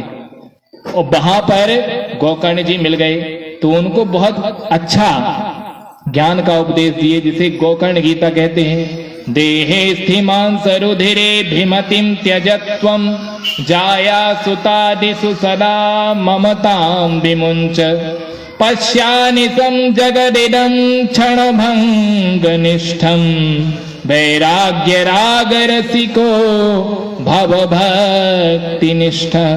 पिताजी ये शरीर मेरा है, मैं इस शरीर का मालिक हूं, ये पत्नी पुत्र मेरे हैं, इन सबको त्याग दीजिए और जाकर के ममता मोह को त्याग करके भगवान का भजन कीजिए। क्योंकि छिटी जल पावक गगन समीरा, छिटी जल पावक गगन समीरा, पंच रचित अति अधम शरीरा, पंच रचित अधम शरीरा, पंच रचित अति अधम शरीरा। ये हाड़ मास का शरीर है, इससे अहमता ममता को त्याग दीजिए, पत्नी पुत्र से अपनी माया को हटा लीजिए, ममता मोह त्याग करके भगवान का भजन कीजिए। भगवान आत्मदेव जी को गोकर्ण जी की बात समझ में आ गई और वन में जाकर के भागवत जी के 10वें स्कंद का पाठ करते हुए 10वां पाठात मुक्ति, उनकी मुक्ति हो गई, वे परम पद को प्राप्त हो गए। बोलिए आत्मदेव जी महाराज की। अब एक दिन धुंधकारी डंडा उठाया और अपनी माँ को खूब रगड़ के पीटा और बोला, त्ववित्तं तिष्ठति ब्रूहि हनिशेलतया नचेत। माता जी बताओ सारा माल खजाना कहाँ रखा है? पिताजी तो वन को चले गए, तुम्हें जरूर बता गए होंगे कि तिजोरी की चाबी कहाँ है, बताओ नहीं तो अभी जलती लकड़ी से तुमको पीट पीट के बेहाल कर दूंगा। मैया भी दुखी हुई, जाकर के रात्रि में कुआं में कूद के मर गई। अब माता जी कुएं में गई, पिताजी वन को गए। गोकर्ण जी सोचे अब हमारा नंबर है, क्योंकि इसके साथ हम फंसे हैं, तो बड़े प्रेम से बोले, भैया जी अगर आपकी आज्ञा हो तो हम वन चले जाएं। धुंधकारी चाहते ही था, बोले चले जाओ। गोकर्ण जी वन को चले गए। अब परम स्वतंत्र न सिर पर कोई, अब परम स्वतंत्र हो गया। 5 बाजारू वेश्याओं को घर में ले आया, उन्हीं का भरण पोषण करता, उन्हीं के लिए चोरी करता, डकैती करता, सब कुछ करता। एक दिन राजा के यहाँ चोरी किया तो उन वेश्याओं ने सोचा कि ये रोज राजा के यहाँ चोरी करता है, किसी दिन राजा के हाथ पकड़ा तो जाएगा। अब राजा पूछेगा ना, तेरे भाई न बहन न बेटी न बेटे, पति पत्नी कोई नहीं, तो तू चोरी किसके लिए करता है? तो ये हमें भी फंसा देगा, नाम तो हमारा ही लेगा। तो बोले क्यों ना हमें इसे मार दे और सारा माल खजाना लेकर के रफू चक्कर हो जाए। तो उन्होंने जब रात में धुंधकारी सोया तो उसको खटिया से बांध दिया और उसका गला दबा करके उसको मारने लगी। आचार्य कहते हैं, तप्तांगार समूहाश्च तन्मुखे हि विचिक्षिपो अग्नि ज्वालाति दुःखेन व्याकुलो निधनं गतः। अग्नि ज्वालाति दुःखेन व्याकुलो निधनं गतः, व्याकुलो निधनं गतः। जब गला दबाई तब नहीं मरा तो चूल्हे में से अंगार निकाल के ले आए और गरम गरम अंगारे उसके मुंह में भर दिए। देखो, इससे एक चीज समझने की है कि हम कभी भी सरस्वती बेकार नहीं होती, इसलिए अपने शब्दों का सोच समझ करके संभाल करके उपयोग करना चाहिए। धुंधकारी ने अपनी माँ से क्या कहा था, मैं तेरी जलती हुई लकड़ी से अभी खबर लूंगा, अनिश्चय लत्तया नचेत, जलती लकड़ी से तुझे मारूंगा। और वेश्याओं ने जलते हुए अंगारे उसके मुंह में डाल दिए, वैसे ही मरा। तो कभी भी शब्दों का अनुचित प्रयोग हमें नहीं करना चाहिए, क्योंकि शब्द ही तो ब्रह्म है, सरस्वती है। इसलिए शब्दों का हमेशा संभाल करके वो उपयोग करना चाहिए। इस प्रकार से अब जब अधोगति को प्राप्त हो गया धुंधकारी, भयंकर पेट बना। अब गोकर्ण जी को पता चला कि हमारे भाई की दर्दनाक मृत्यु हो गई, तो गया में जाके श्राद्ध किए। तो जहां जहां भी जाते तीर्थ में सब श्राद्ध करते। एक दिन गोकर्ण जी आए अपने घर में रात्रि में विश्राम करने के लिए, तो साधना करने लगे। क्योंकि या निशा सर्वभूतानाम तस्याम जागरति संयमी, जब संसारी लोग सोते हैं तब योगी लोग जागते हैं। तो भगवान का ध्यान गोकर्ण जी बैठ करके अपने घर में कर रहे थे। उसी समय धुंधकारी प्रकट हो गया। कभी भीड़ बन जाता, कभी इंद्र बन जाता, कभी अग्नि बन जाता, कभी देवता बन जाता, और पुनः वो अपने प्रेत रूप में आ गया। अब गोकर्ण जी समझ गए कि ये दुर्गति को प्राप्त कोई महात्मा है, कोई दुरात्मा है। तो अब उससे पूछा, भाई तू कौन है? अब वो प्रेत था, वायु रूप था, बोल तो पा नहीं रहा था। तो गायत्री मंत्र पढ़ करके अपने कमंडल से जल निकाल करके धुंधकारी के ऊपर जैसे ही गोकर्ण जी ने डाला, तो धुंधकारी बोल उठा, अहम भ्राता त्वदीयोऽस्मि धुंधकारी नामतः स्वकीयेनैव दोषेण ब्रह्मत्वं नासितं मया, स्वकीयेनैव दोषेण ब्रह्मत्वं नासितं मया, ब्रह्मत्वं नासितं मया। कि भैया मैं आपका धुंधकारी हूं भाई, जो अपने ही कर्मों के कारण दुर्गति को प्राप्त हो गया, और मैंने अपने ही कर्मों से अपनी जिंदगी गवा दी। अब मैं भयंकर पेट बना हूं। गोकर्ण जी बोले, धुंधकारी तो अभी तक मुक्त नहीं हुआ, तेरे लिए तो मैं गया में श्राद्ध करके आ गया। अरे बोले, भैया मैं नंबर 1 का पापी हूं, गया श्राद्ध शवेनापि मुक्तिर में न भविष्यति, 100 क्या 1000 श्राद्ध भी गया में कर लोगे तो मेरी मुक्ति नहीं होगी। अब गोकर्ण जी चक्कर में पड़ गए कि जिसकी गया श्राद्ध से मुक्ति नहीं हुई लगती, उसकी मुक्ति नहीं हो पाएगी। बोले, अभी तो तुम अपने स्थान को जाओ, मैं तुम्हारे मुक्ति का कोई उपाय करता हूं। अब सुबह जब उठे, रात भर तो शास्त्रों का अवलोकन किए, तब भी समाधान नहीं मिला। सुबह उठे तो ऋषि मुनियों से पूछे, उनसे भी समाधान नहीं मिला। तो सूर्य भगवान का रथ अपने तप के बल पर रोक दिए और पूछे कि मेरे भाई की मुक्ति का उपाय क्या है। तो उन्होंने बताया कि तुम श्रीमद् भागवत का आयोजन करके धुंधकारी को सुनाओ तो इसकी मुक्ति हो जाएगी। तो श्रावण माह के शुक्ल पक्ष की नवमी तिथि को धुंधकारी जी श्रीमद् भागवत कथा का आयोजन किए। सभी लोग आए कथा सुनने के लिए। वायु रूप धुंधकारी भी आया। वायु रूप था इसलिए बैठ तो सकता नहीं था, इसलिए 7 कांठ के एक बांस में जो महामंडप में लगा था घुस करके बैठ गया और कथा सुनने लगा। एक दिन की कथा विश्राम हुई तो उस बांस की एक गांठ फट गई। दूसरे दिन की कथा विश्राम हुई तो दूसरी गांठ फट गई। तीसरे दिन की कथा विश्राम हुई तो तीसरी गांठ फट गई।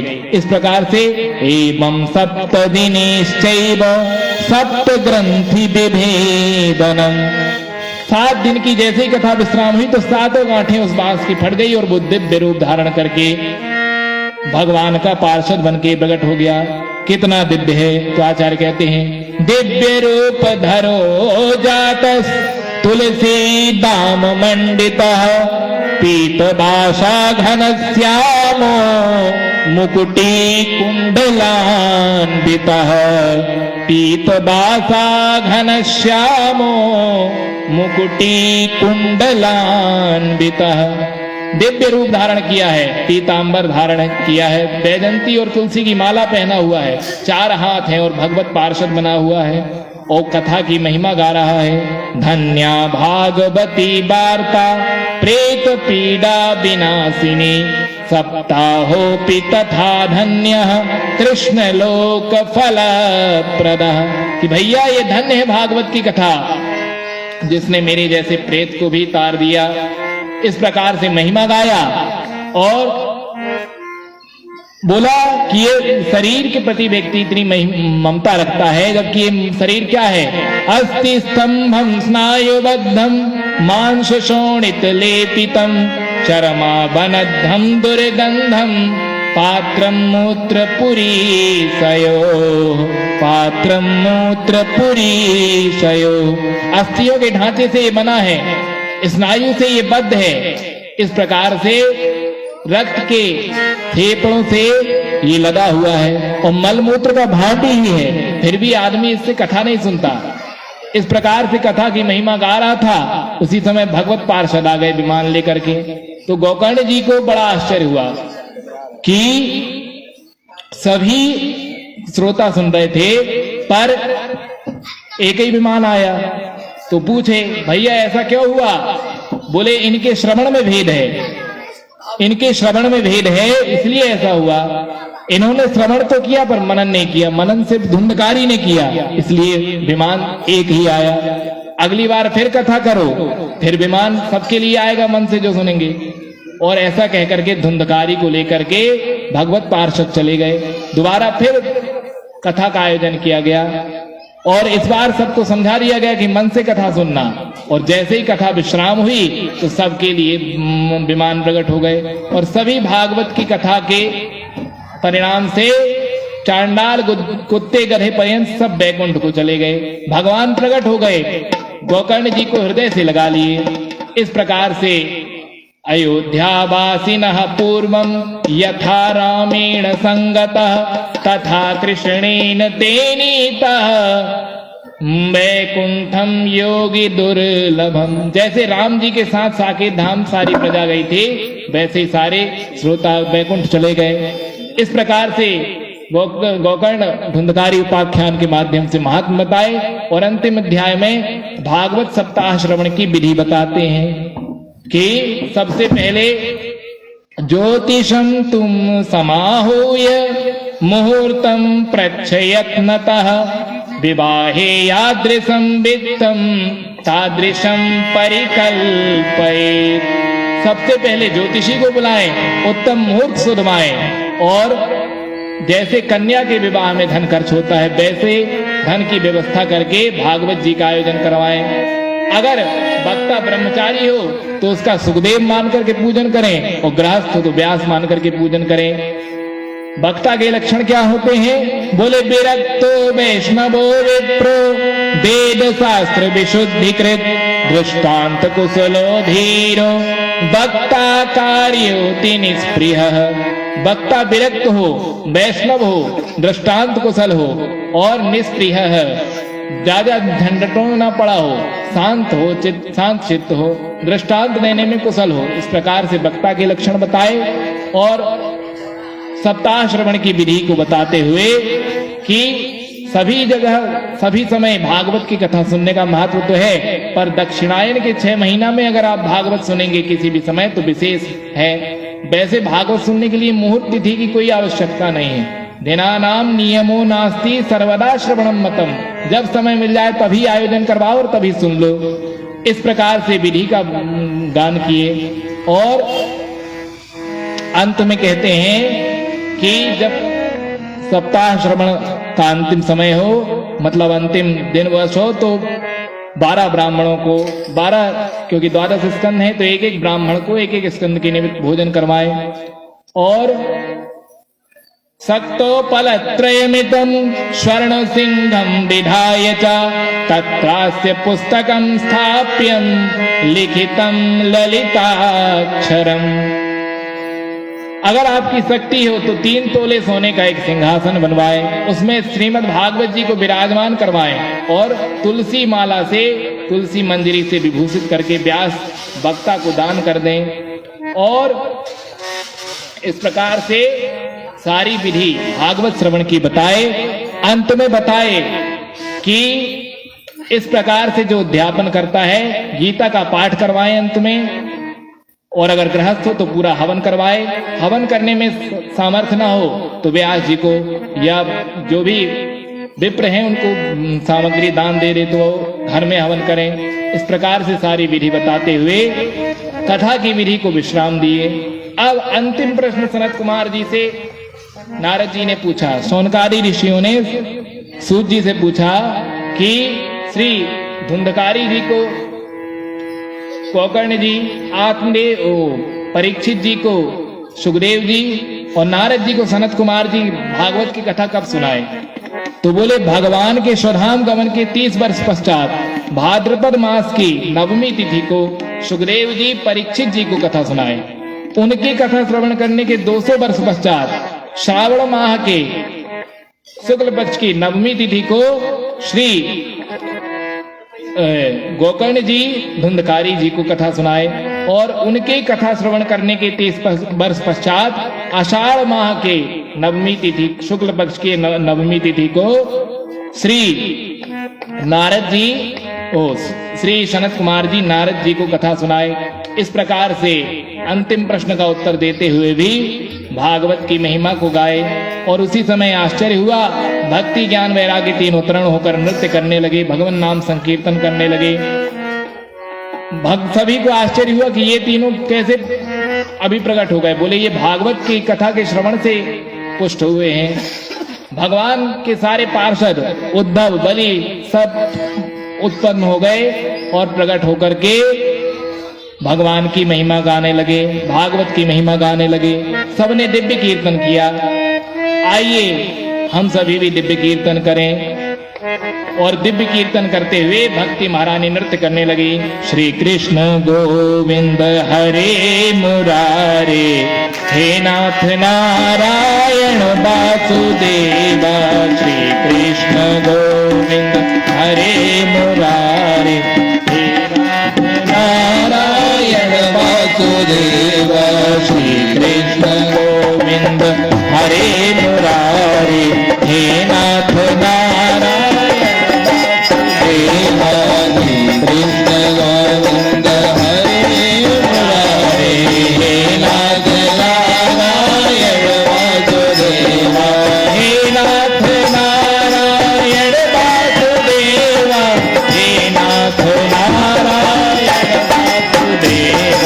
हे नाथ नारायण वासुदेव, हे नाथ नारायण वासुदेव। श्री कृष्ण गोविंद हरे मुरारे, हे नाथ नारायण वासुदेव।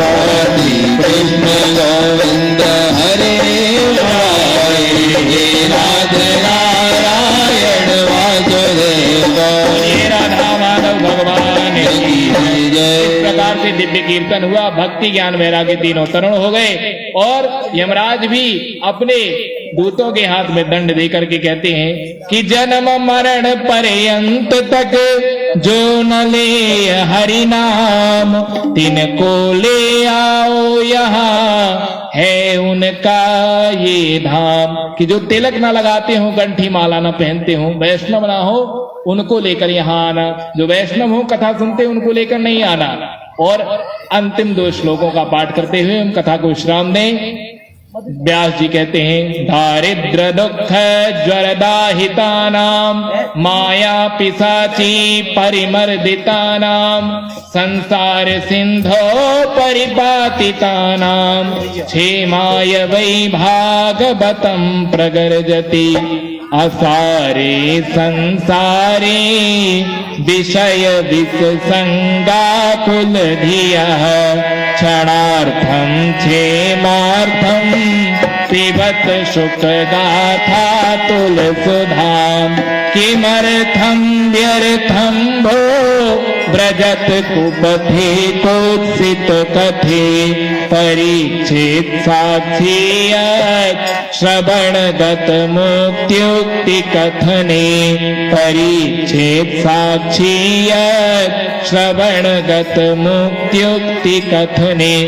कि हे प्राणियों, दारिद्र दुखी की ज्वाला में जलते हुए तुम इस भागवत को श्रवण क्यों नहीं कर लेते? इसके श्रवण से तो तुरंत मुक्ति मिल जाती है। बोले प्रमाण, इसका प्रमाण है परीक्षित साक्षी यत् श्रवणगत मुक्त्युक्ति कथने, कि राजा परीक्षित इसकी प्रमाण है। 7 दिन उन्होंने कथा श्रवण की तो उनकी मुक्ति हो गई। इस प्रकार से व्यास जी ने परम पुराण में 6 अध्यायों में भागवत जी का महात्म गाया। जो इसका श्रवण करता है श्रद्धा के साथ वो मुक्ति को प्राप्त हो जाता है और इसके हृदय में ज्ञान वैराग्य भक्ति तीनों प्रतिष्ठित हो जाते हैं। भगवान की अहेतु की निष्काम भक्ति उसे प्राप्त हो जाती है। इस प्रकार से इतनी कथा निवेदन करते हुए मैं अपनी वाणी को विराम देता हूँ। 2 बार भगवान नाम संकीर्तन, तत्पश्चात आरती। कल से सभी समय से पधारें। समय से कल कथा शुरू होगी 1 से 4। 12:45 पर आप आ जाएं।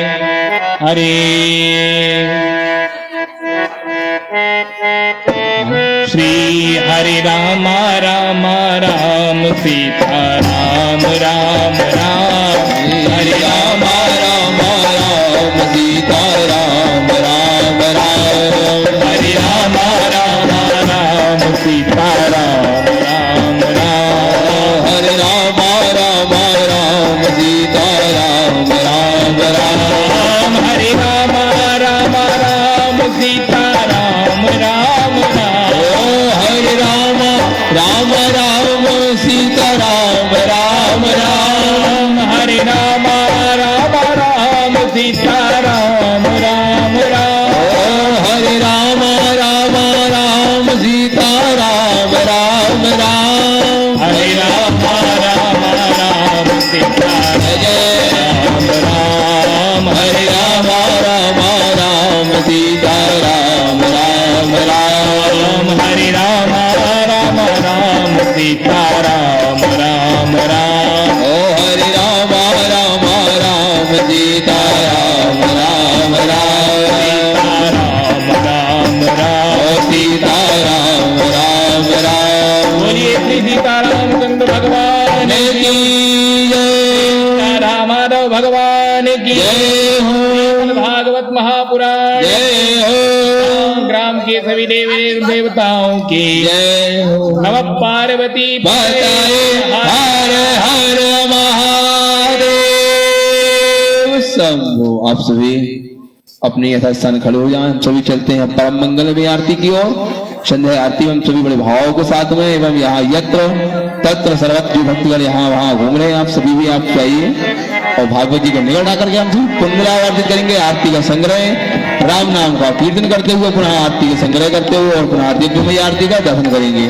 हरि ओम। संध्यादीपाय नमः। वो देव देव रूपस्वं कर्म साक्षी हवनगदा यावत् कर्म समाप्तेषां तावत् स्वं स्वस्तरो भव। प्रेम से बोलिए भागवत महापुराण की जय।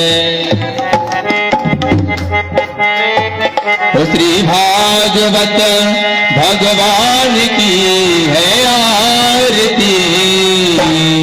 पापियों को पाप से हटारती। श्री भागवत भगवान की है आरती।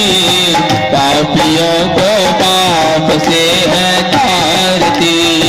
पापियों को पाप से, पापियों को पाप से, पापियों को पाप से, पापियों को पाप से। श्री भागवत भगवान की है आरती। पापियों को पाप से है तारती। ये अमर ग्रंथ, ये मोक्ति पंथ, ये पंचम वेद निराला, नवजोत जगाने वाला। ये अमर ग्रंथ, ये मोक्ति पंथ, ये पंचम वेद निराला, नवजोत जगाने वाला। हरि नाम यही, हरि नाम यही, हरि नाम यही, हरि नाम यही, हरि नाम यही, हरि नाम यही, हरि जग की मंगल की आरती। पापियों को पाप से है तारती। श्री भागवत भगवान की है। पापियों को पाप से है तारती। ये शांति गीत पावन पुनीत, पापों को मिटाने वाला, हरिदर से कराने वाला। ये शांति गीत पावन पुनीत, पापों को मिटाने वाला, हरिदर से कराने वाला। यह सुख करनी, यह दुख हरणी, यह सुख करनी। श्री मधुसूदन की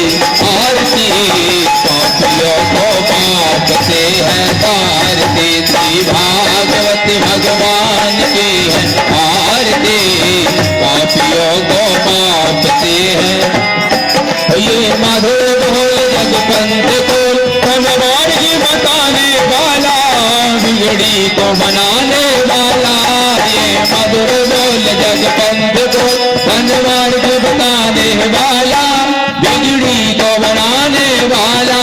श्री राम यही घनश्याम यही मेरे राम यही मेरे श्याम यही, प्रभु के महिमा की आरती, पापियों को पाप से है तारती, श्री भागवत भगवान की है आरती, पापियों को तारती, श्री भागवत भगवान की है आरती, पापियों को पाप से है तारती। गौर गौरम करुणावतारम संदारदारम दुर्योधनहारम सदा वसंतम हृदयालविंद पवम भवानी जगदं नमाम। मंदारमाला दलतालिकाय गोपाल माला से कराय, दिगंबराय दिगंबराय नमः शिवाय नमः शिवाय। त्वमेव मातज पिता त्वमेव, त्वमेव वन्दज सदा त्वमेव, त्वमेव विद्या जगदं त्वमेव, त्वमेव सर्वं मम देवदेव। गुरोर्ब्रह्मा गुरोर्विष्णु गुरोर्देव महेश्वरा, गुरोर्साक्षात् परब्रह्म तस्मै श्री गुरवे नमः, तस्मै श्री गुरवे नमः। हरे राम राम राम हरे हरे, हरे कृष्ण कृष्ण कृष्ण हरे हरे, हरे राम राम राम हरे हरे, हरे कृष्ण कृष्ण कृष्ण हरे हरे, हरे राम राम राम हरे हरे, हरे कृष्ण कृष्ण कृष्ण हरे हरे, हरे राम राम राम हरे हरे, हरे कृष्ण हरे हरे, हरे राम राम राम हरे हरे, हरे कृष्णा कृष्णा कृष्णा हरे हरे। जो जहाँ खड़े वही घूम जाइए। ओम जय तीर्थानि प्रचरन्ति जगस्तान गंगणहा देढ़ा गंगहलयोजने धनवाणी तनमसी। जल घुमाइए आरती में। ओम शीतलम तुम गतमाता शीतलम तुम गत्पिता शीतलम तुम गद्दात्री शीतलायै नमोस्तुते हे देवता वन्दनम् आरोग्यार्थे पुनः मंत्र पुष्पांजलि। ओम जगनेन लग्नमद चंद्रदेवास्तानि धर्माणि प्रथमान्यासन्याते हनाकं महिमानः सचंद्र यत्र पूर्वे साध्याः सन्ति देवाः। हरिः ओम नारायणाय विद्महे वासुदेवाय धीमहि तन्नो विष्णुः प्रचोदयात्। हरिः ओम हंस हंसाय विद्महे परमहंसाय धीमहि तन्नो सुखः प्रचोदयात्। हरिः ओम पंचम वेदाय विद्महे ज्ञानगंगाय धीमहि तन्नो श्रीमद्भागवत प्रचोदयात्। श्रीवन्देगाम गलजं भगवाडलब्जै पुनया गजाद करवीरलदाल पुजपै बिलव प्रवाल तुलसी दल मंजरी त्वं पूजयामि जगदीश्वर में प्रसीद। नाना सुगंध पुष्पाणि तथा कालोद्भवानि च पुष्पांजलिमया देव ग्रहण परमेश्वर। हरा भरा परिवार हो सुख समृद्धि भरपूर रोग दोष व्यवधाओं से मेरी कान्हा रखना दूर। पूजा मैं नहीं जानता ना जानो कुछ जान पुष्प मेरे स्वीकार करो क्षमा करो भगवान। सुमन सुगंध सुमन युत सुमन सुपुष्प सुभाष पुष्पांजलि अर्पण करो मेरे नाती करो स्वीकार मेरे नाती करो स्वीकार। पुराण पुरुषोत्तमाय नमः मंद पुष्पांजलि समर्पयामि। प्रेम गणेश भगवान की भागवत महापुराण की व्यास नारायण भगवान की आज के आनंद की ग्राम के समस्त देवताओं की ग्राम के समस्त देवियों की आवाहित देवताओं की स्थापित देवताओं की कात्यायनी माता की हीरावती मैया की धर्म की अधर्म का प्राणियों में विश्व का पूज्य माता की सनातन वैदिक धर्म के आज के आनंद के माता पिता गुरुजनों के व्यास जी महाराज की शुक्राचार्य जी भगवान के ना चिंता ना भय बोलिए राधा रानी सरकार की, राधा रानी सरकार की, राधा रानी सरकार की जय जय श्री राधे, जय जय श्री राधे, जय जय श्री राधे श्याम। श्रोताओं, भगवान की जय। सिद्धेश्वर भगवान की जय हो, बागेश्वर धाम सरकार की जय। यहाँ उपस्थित सभी श्रद्धालुगणों को बहुत बहुत साधुवाद। परम पूज्य प्रातः स्मरणीय व्यास श्री नित्यानंद जी महाराज की पावनमयी वाणी से अमृत वाणी से हम सभी ने भगवान की गुणानुवादों का अमृत पान कर पुनरावर्जित किया। हम ऐसी कामना करें हाथ जुड़ करके कि हे गुरुदेव भगवान, आप नित्य नव अपनी वाणी से, पावन वाणी से गंगा यमुना रेवा की भांति, अमृत धारा की भांति भगवान की कथा का अमृत पान कराते हैं, जिससे हम सभी कृपा के पात्र हों। बोलिए साचे दरबार की जय हो, बाके बिहारी लाल की जय, बोल वृंदावन बिहारी लाल की, भागवत महापुराण की, गुरु रत्नेश्वर भगवान की, जगत गुरु शंकराचार्य भगवान की, गंगा मैया की। परम श्रद्धेय आदरणीय पंडित श्री हमारे शास्त्री नितेश चौबे जी के मुखारबिंदों से अमृतमयी वाणी की आज वर्षा हुई है। हम सभी ने उस गंगा में गोता लगाने की कोशिश की है। अब वो तो प्रभु जाने किसने कितना गोता लगाया है, वो तो समय बताएगा। हमारे बीच आए हुए बाहर से सम्मानी, परम आदरणीय सम्मानी हमारे अन्नी लाल साहू जी सुनवारे से आए हुए, मैं उनसे निवेदन करूंगा कि आप आकर व्यास जी को माल अर्पण करें। अन्नी लाल साहू जी सुनवारा। परम श्रद्धेय आदरणीय हमारे भीमगढ़ से आए हुए विश्वनाथ सोनी जी, आपसे भी निवेदन करते हैं कि आप भी आकर व्यासपीठ का माल अर्पण करें। हमारे बीच परम सम्मानीय आदरणीय हमारे शिवनी से आए हुए मधु भैया, उनसे भी हम निवेदन करेंगे कि आप भी आकर हमारे व्यास महाराज का माल अर्पण करें, प्रसाद वितरण करें। भैया सभी माताएं बहनों से विनम्र अनुरोध है कि ठीक कल 12:45 पौने 1 बजे से कथा प्रारंभ हो जाएगी। आप सभी से विनम्र निवेदन अनुरोध है कि समय का ध्यान रखते हुए ठीक पौने 12 बजे पंडाल में आए। बोली वृंदावन बिहारी लाल की।